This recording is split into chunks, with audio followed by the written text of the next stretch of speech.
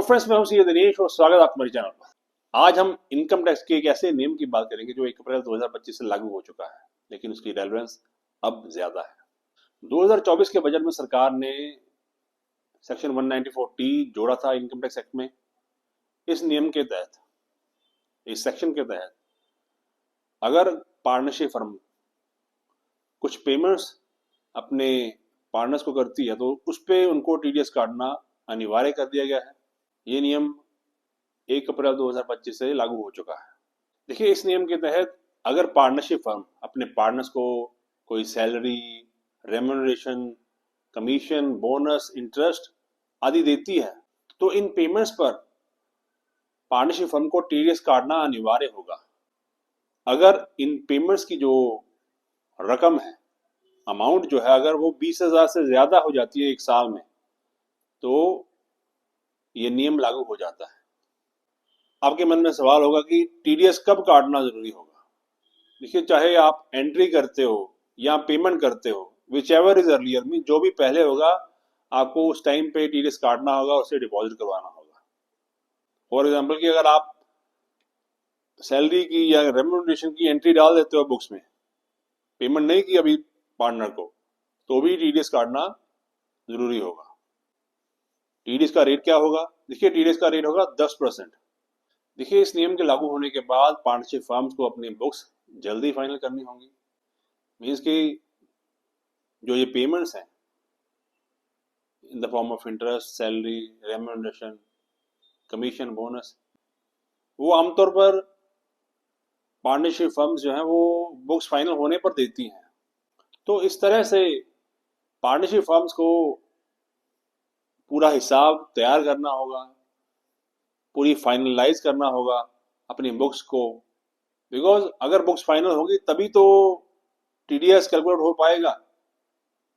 Means कि salary, remuneration की जो वैल्यू डिटर्मिन होगी तो ही तो टीडीएस काटा जाएगा ना। अगर ये डिटर्मिन ही नहीं है तो टीडीएस कैसे काटेगी फर्म? और ये डिटर्मिन तब होगी जब बुक्स फाइनल होंगी। तो इस तरह से इस बार हर फर्म को टाइम पे अपनी बुक्स फाइनल करनी होंगी और टाइम पे फाइनल करके उसे टाइम पे डिपॉजिट करवाना होगा टीडीएस को, ताकि बाद में किसी तरह की कोई पेनल्टी या इंटरेस्ट की नौबत ही ना आए। देखिए, ये सिर्फ फर्म के लिए जरूरी नहीं है कि वो टीडीएस काटे,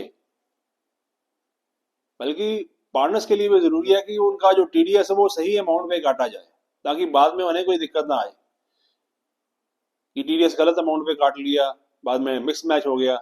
अगर ऐसी कोई इंस्टांस आते हैं, कोई मिसमैच होता है, तो पार्टनर्स को दिक्कत हो सकती है बाद में, at the time of filing their return उनको दिक्कत आ सकती है। इसलिए सही अमाउंट पे टीडीएस काटना होगा, और सही अमाउंट तभी डिटरमिन होगी जब बुक्स सही टाइम पे फाइनल होंगी, प्रॉफिट सही टाइम पे फाइनल हो जाएगा। देखिए, हर फर्म को इस बार अपनी बुक्स को है 31 मार्च तक फाइनल कर लेना जरूरी होगा,